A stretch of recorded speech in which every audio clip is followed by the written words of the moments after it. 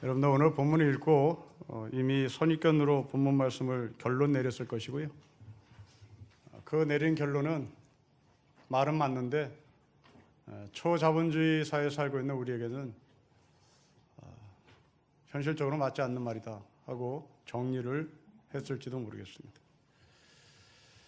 정말 여러분들이 선입견을 가지고 오늘 본문을 받고 또 성급하게 내린 결론이 오늘 본문이 하고자 하는 의도요 메시지일까?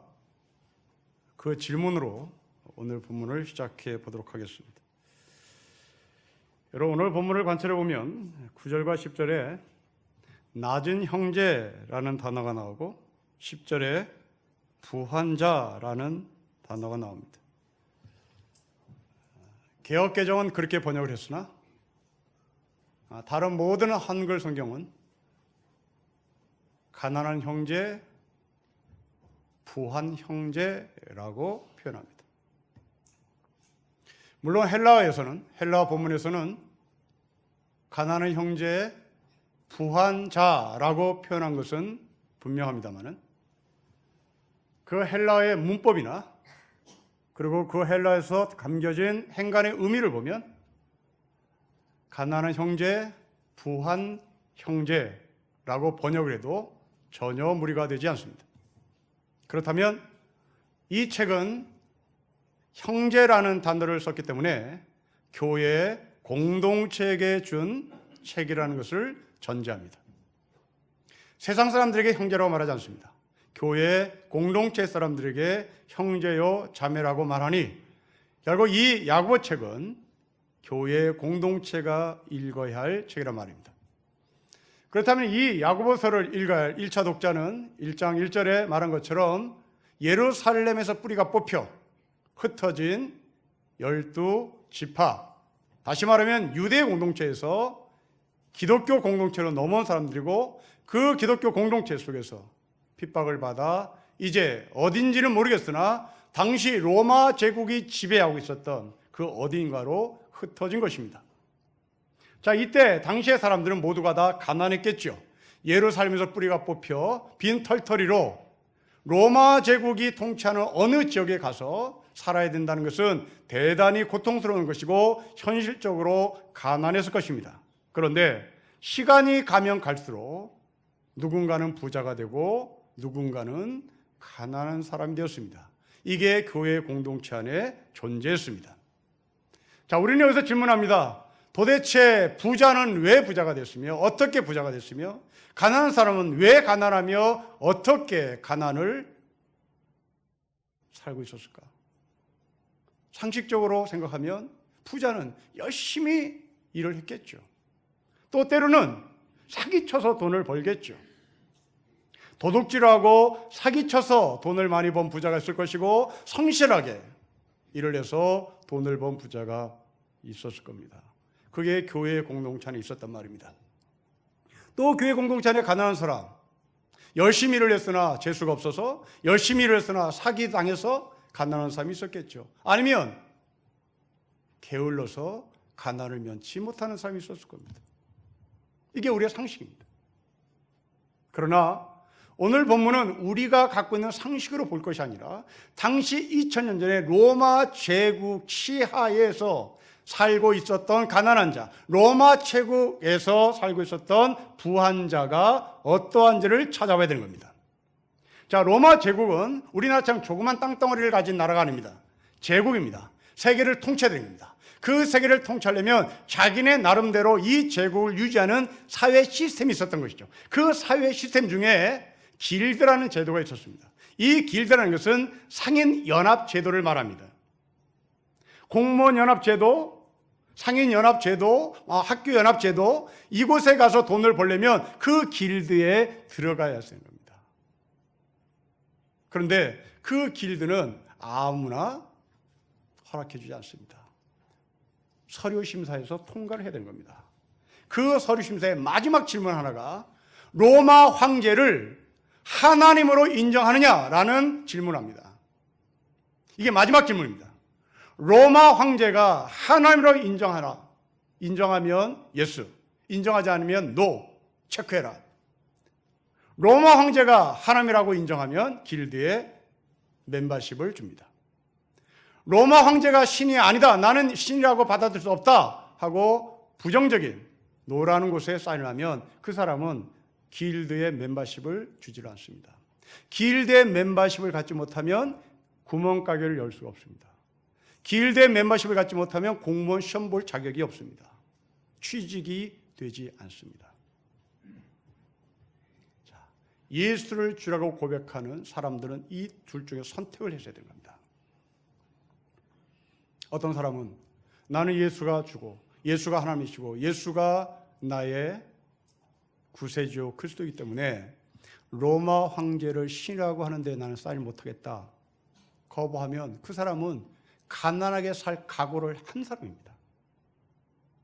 가난하게 살겠다고 결심한 사람입니다. 존중합니다. 정말 잘하신 겁니다.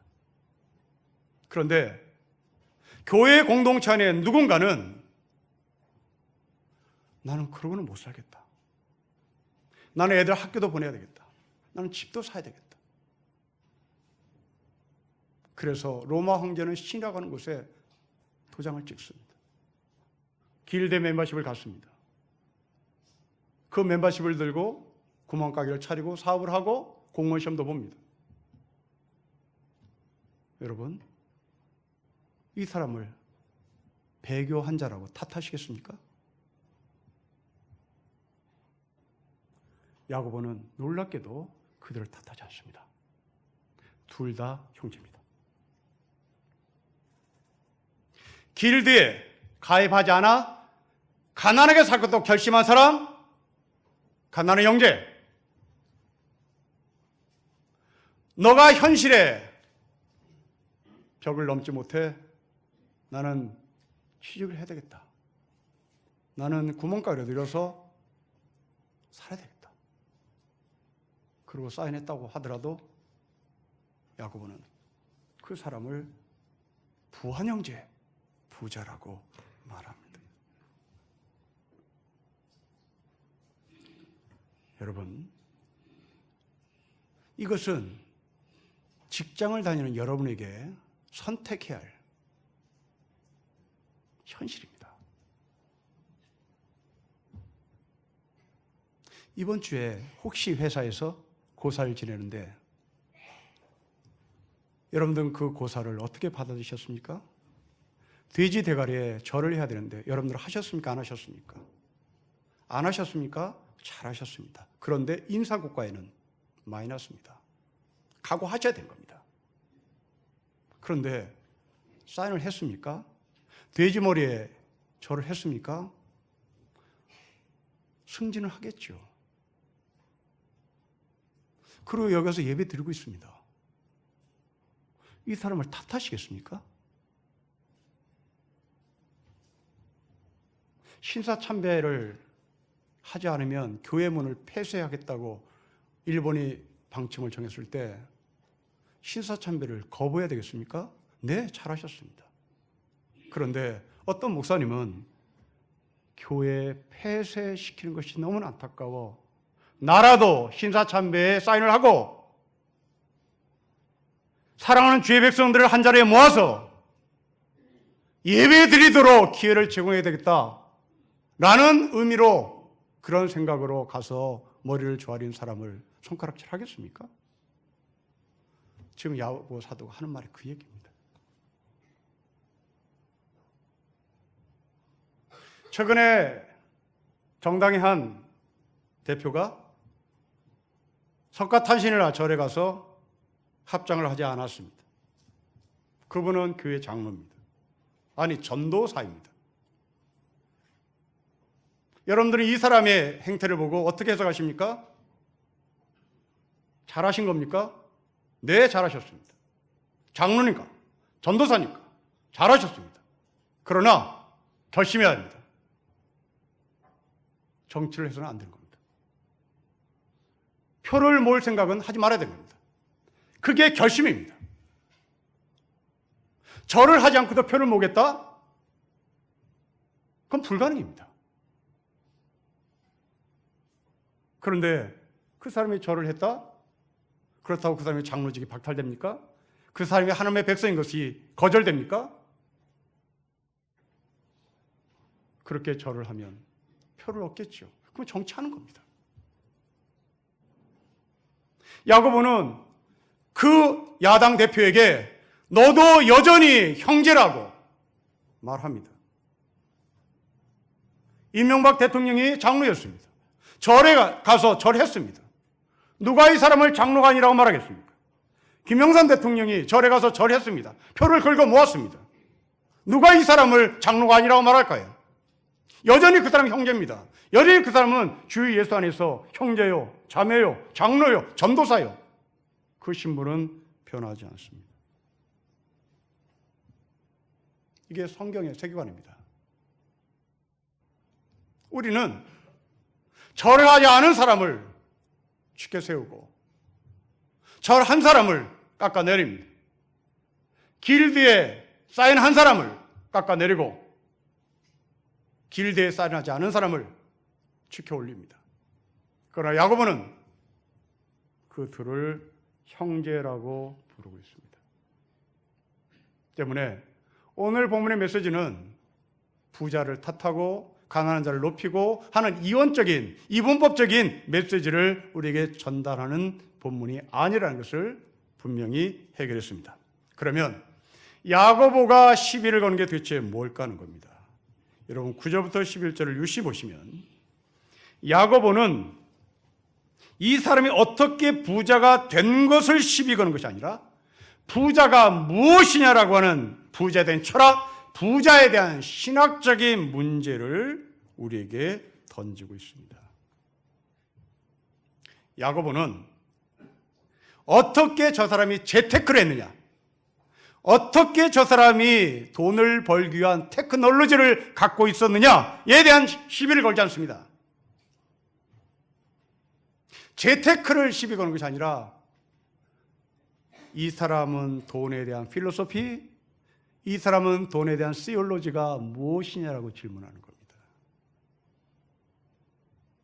테크놀로지를 줄여서 재테크라고 말하듯이 지금 야고보가 말한 것은 제필, 제네오에 대한 이야기를 하는 겁니다. 사랑하는 성도 여러분, 여러분들이 한 주간 동안 가장 많은 화제거리의 1순위가 돈이었을 겁니다. 그런데 그렇게 가장 많은 화제거리의 1순위로 대화를 나눴던 돈은 주로 어떤 이야기로 끌고 왔냐면 테크놀로지로 끌고 왔습니다. 내가 어떻게 돈을 버는가? 내가 어디 새롭게 세워진 아파트를 당첨받을 것인가? 이 새롭게 세워진 아파트를 당첨받는 방법이 무엇인가? 이 테크놀로지에 대한 이야기를 연구했을 것이고 정보를 얻으려고 했을 것이고 그 테크놀로지에 대한 관심을 가졌을 겁니다. 잘하신 겁니다. 그러나 테크놀로지를 찾기 전에 내가 돈에 대한 필로소피가 뭐냐, 내가 돈에 대한 시올로지가 있느냐라는 질문에 성경에서 답을 구해야 합니다.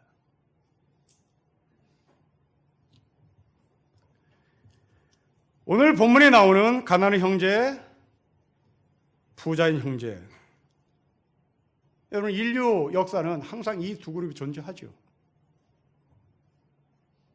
지금도 존재합니다. 앞으로도 존재할 것입니다. 그래서 정치가들은 이 빈부의 격차를 내가 줄이겠으니 나에게 표를 달라고 여러분들에게 호소하지요. 그리고 다양한 정권을 가진 정부는 펼치기 시작합니다. 주로 재벌 중심으로 성장 정책을 펴서 빈부 격차를 해결하겠다고 나서는 정치가들이 있습니다. 우리나라는 주로 보수 정치가들이 이런 입장에 서 있죠.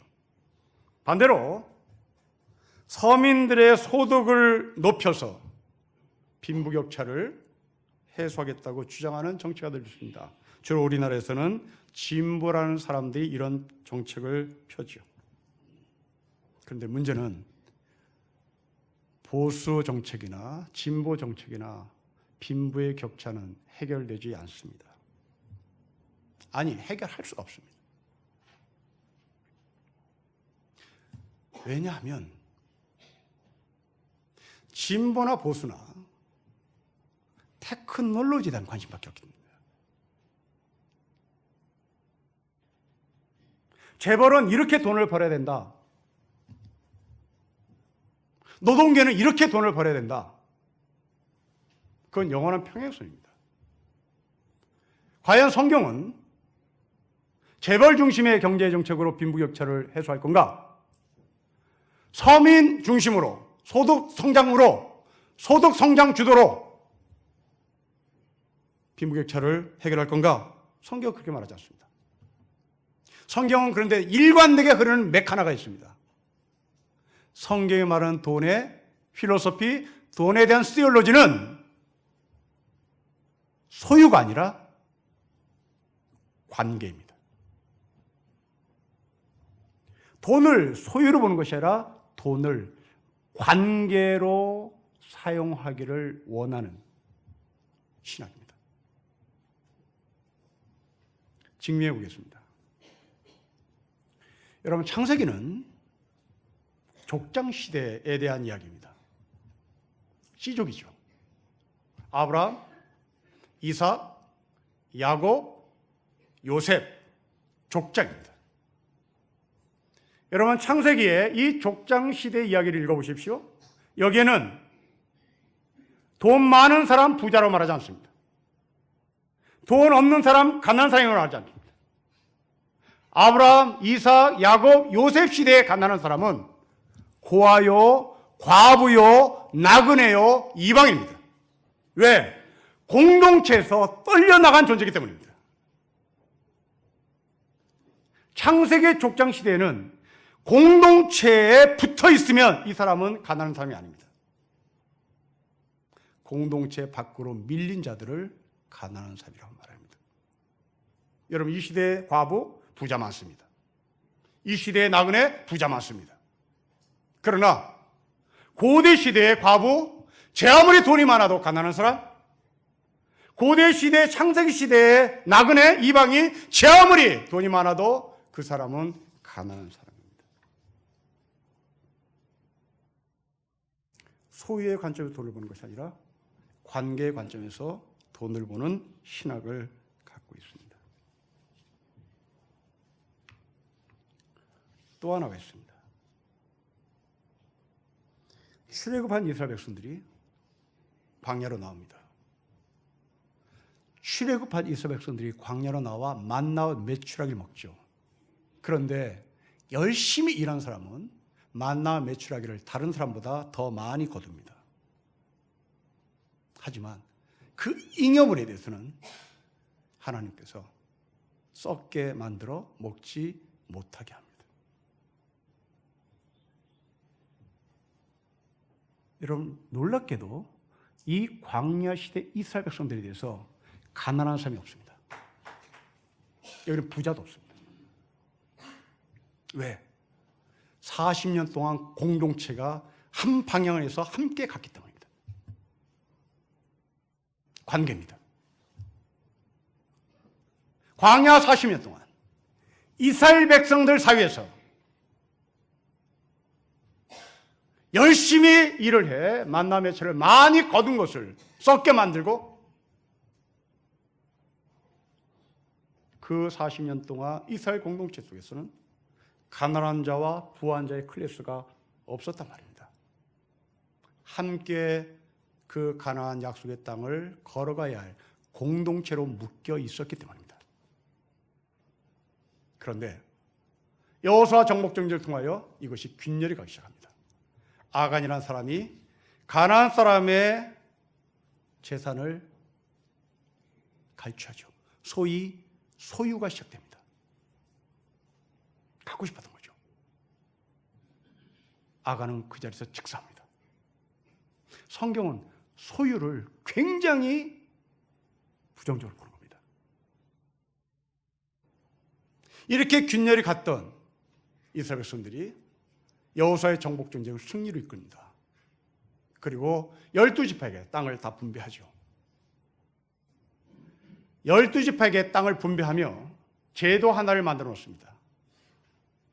땅의 첫 소산물은 반드시 제사장에게 바쳐야 된다.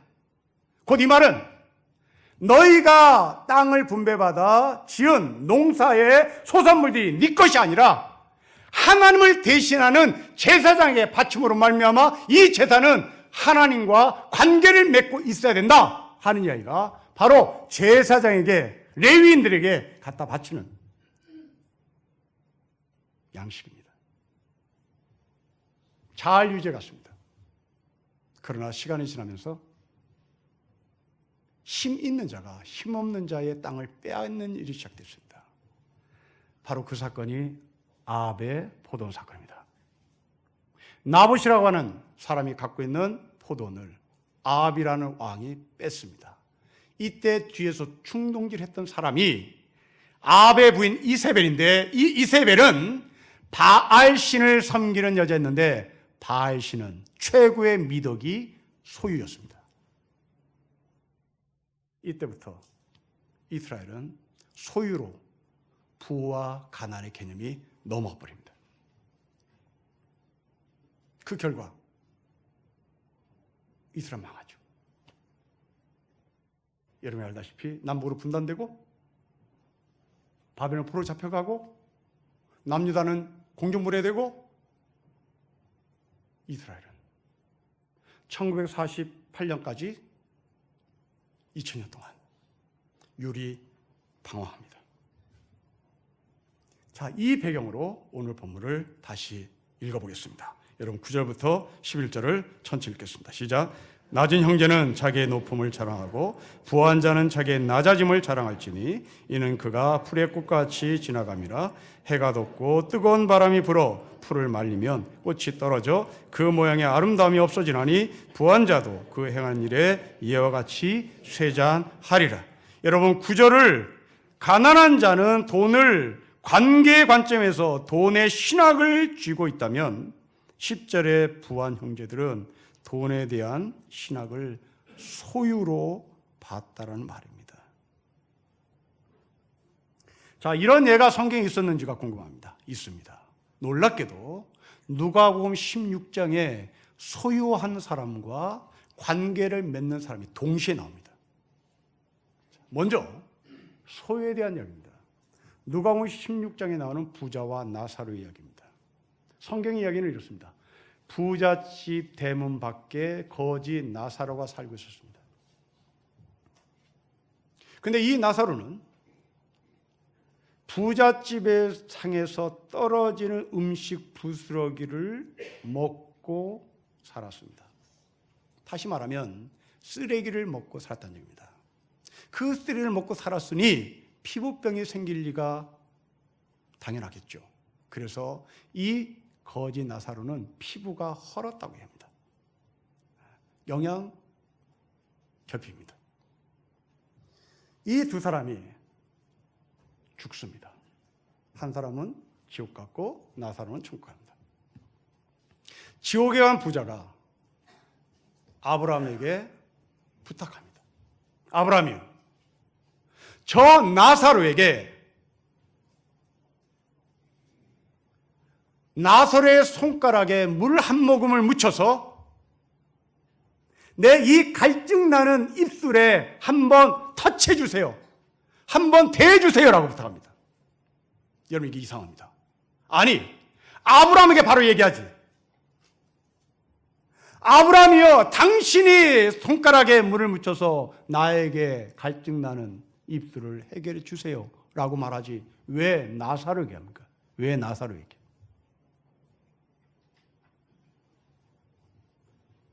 부자가 하는 말을 다시 상기해 보십시오.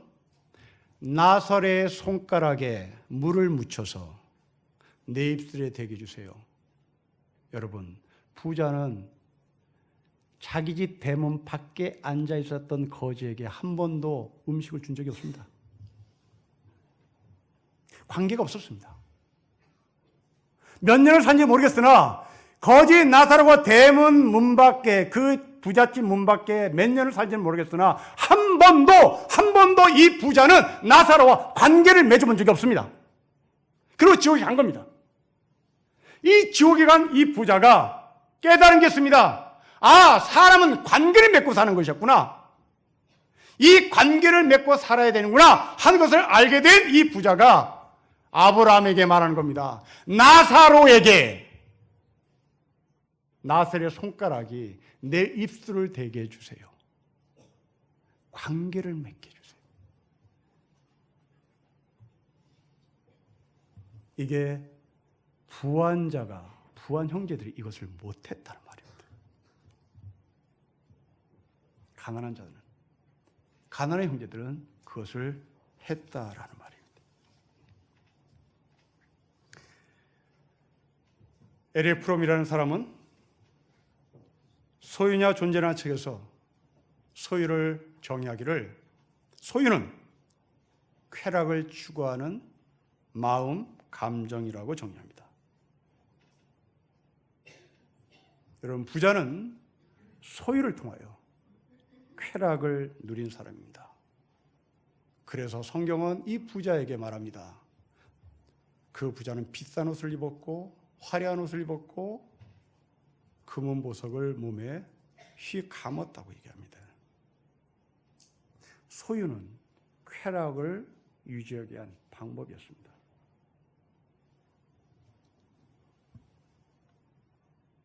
정말 그러한지 우리 주변을 한번 살펴보십시다. 여러분, 부자들이 자신이 가진 돈으로 좀 더 좋은 차, 좀 더 좋은 옷, 좀 더 좋은 음식을 찾다 보면 가장 눈치가 빠른 기업들은 그들의 입맛에 맞게 좋은 차, 좋은 옷, 좋은 음식을 만들어내기 시작합니다.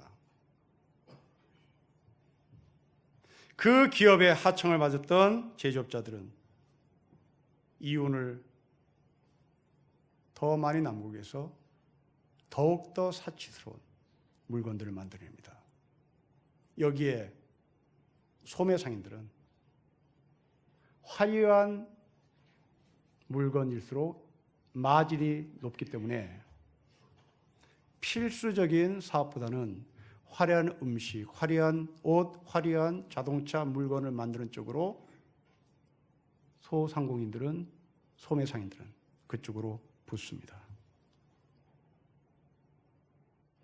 고급 모피, 고급 가죽, 고급 귀금속, 그 모든 것들은 환경을 파괴하는 주범입니다.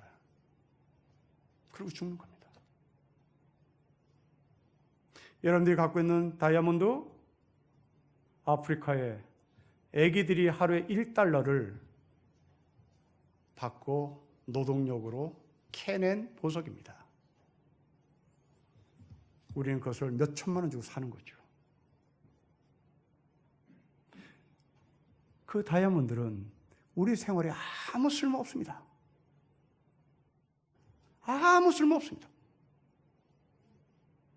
그런데 대기업은, 그리고 그 대기업의 하청을 받은 기업들은, 그것을 받아서 파는 소매상인들은 거기에 목숨을 거는 겁니다. 소유가 가져다주는 비극입니다. 그럼 반대로 돈에 대한 시올로지를, 돈에 대한 신학을 관계로 본 성경은 있는가? 놀랍게도 누가복음 16장에 있습니다. 바로 불의한 청지기의 이야기입니다. 부자와 나사로의 이야기와 불의한 청지기의 이야기가 누가복음 16장에 같이 존재합니다. 이 불의한 청지기의 이야기는 그렇습니다. 부잣집에서 종살이 하고 있는 청지기가 직장에서 해고될 염려가 생겼습니다. 그 집의 부자는 이자를 받아서 사채업자를 하는 부자였습니다. 직장에서 해고당할 것을 알게 된 이 청지기가 빚을 지은 사람들을 모읍니다. 그리고 그들의 빚을 50%씩 30%씩 탕감시킵니다. 여러분, 우리 여기서 또 한 번 이상합니다. 이 사람이 돈에 대한 소유의 관점으로 자기의 인생 철학을 갖고 있었다면 뒷돈을 받아야 되는 거죠. 근데 이 사람은 뒷돈을 받는 것이 아니라 빚 보증서의 전체를 50%씩, 30%씩 커팅시킵니다. 왜? 성경은 이야기합니다. 훗날을 도모합니다. 관계입니다. 내가 이 집에서 쫓겨나면 나는 저 사람들과 친구가 되는 관계입니다. 성경은 돈에 대한 시올로지를 소유로 보지 않습니다. 관계로 봅니다. 이제 여러분에게 묻습니다. 재물이 무엇입니까? 돈이 무엇입니까? 여러분들의 돈에 대한 시올로지가 무엇입니까? 여러분 재물에 대한 신학적인 개념은 무엇입니까? 여러분들이 지금까지 재테크에 관심이 있었다면 이제부터 나는 재물을 어떤 신학적 관점으로 보느냐에 대한 정리를 해야 하겠습니다. 내가 가진 재물을 그 재물을 가지지 못한 사람과 연대하고 관계를 맺는 도구로 사용하는 것, 이게 성경이 말하는 돈에 대한 시올로지입니다. 돈은 영적인 힘이 있습니다. 돈을 어떻게 사용하느냐가 바로 여러분의 영성의 결과를 증명하는 겁니다. 지난주에 우리는 미국의 한 대학 졸업식에서 있었던 미담을 들었습니다. 일명 480억짜리 졸업식 축사입니다. 미국의 한 흑인 억만장자가 대학 졸업식 축사에서 졸업생 모두가 갖고 있는 은행에 빚진 학자금을 내가 다 갚아주겠다고 선언했습니다. 그 졸업식에 참석한 400여 명의 학생들이 빌린 은행의 학자금 총 액수는 4천만 달러, 우리나라로 약 480억 원입니다. 물론 이 흑인 억만장자는 그 대학 출신이 아닙니다. 이 사람은 MIT 출신이고 코넬 출신입니다. MIT 출신이고 코넬 출신이 왜 이름 없는 별 볼 일 없는 이 학교에 가서 480억의 학자금 대출을 내가 한꺼번에 다 갚겠다고 선언했을까? 그 이유는 제 추측입니다. 그 학교는 흑인 학생들이 많았기 때문이었던 것 같습니다. 왜냐하면 이 사람이 졸업식 축사에 이렇게 말을 하고 있기 때문입니다. 나는 나의 부모님, 나의 할머니, 할아버지, 그리고 내가 결코 알지 못할 이름을 가진 흑인 세대들에 의해 나의 길이 닦여왔음을 결코 잊지 않을 것이다. 그들의 투쟁과 용기는 내가 노력하고 또 성취할 수 있도록 해주었다. 나의 이야기는 미국에서만 가능할 것이다. 앞으로 이 유산을 지불하는 것은 우리 모두의 책임이다. MIT와 코넬과 연결을 하지 않고 자기 조상 대대로 노예 생활을 했던 그 흑인의 아버지, 흑인의 할머니, 할아버지와 연대를 해서 관계를 맺어서 나는 이 돈을 쓰겠습니다. 돈에 대한 성경적 시올로지를 갖고 있는 사람입니다. 우리말에 쌀떡에서 인심 난다는 말이 있습니다. 바로 그겁니다. 돈에 대한 성경적 신학은 쌀떡에서 인심을 내야 하는 겁니다. 오늘 이 예배 마치고 여러분들이 누군가의 커피를 대접하는 것은 돈에 대한 시올로지를 분명히 알고 있는 자입니다. 성도들에게 음식을 사주며 그 사람의 이야기를 들어주는 것은 여러분들이 돈에 대한 신학적 개념을 정확히 들고 있는 겁니다. 행복은 소유에 있지 않습니다. 행복은 관계에 있습니다. 하나님과 여러분의 관계, 그리고 부부의 관계, 부모와 자식의 관계가 행복이냐 행복이 아니냐를 기준합니다. 재테크 좋습니다. 그러나 재테크를 왜 해야 하는지에 대한 시올로지를 정리하십시오. 돈에 대한 신학적 개념을 정리하셔야 합니다. 저는 열심히 연구해서 여러분들에게 돈에 대한 시올로지를 가르치겠습니다. 돈은 소유가 아니라 관계를 맺는 도구라는 사실을 기억하시고 오늘 예배 시간, 이 예배가 끝난 후에 여러분들의 돈이 어떻게 쓰여진지를 스스로 점검해 보시기를 주로 축복합니다. 기도하겠습니다. 하나님 아버지, 항상 가난한 자와 부한 자가 존재할 수밖에 없는 인류의 역사, 교회 안에서도 여전히 부자 형제와 가난한 형제가 존재할 수밖에 없는 이 구조에서 우리가 돈에 대한 신학적 개념을 다시 한번 정리했으니 성령께서 들을 수 있도록 우리의 마음문을 두드려 주시고 성령께서 하게 하시는 하나님의 말씀을 들음으로 말미암아 우리가 이 땅에서 진정한 행복, 진정한 하늘의 복을 소유했음을 확인하는 축복된 하늘의 백성 되게 하옵소서. 주 예수 그리스도의 이름으로 기도합니다. 아멘.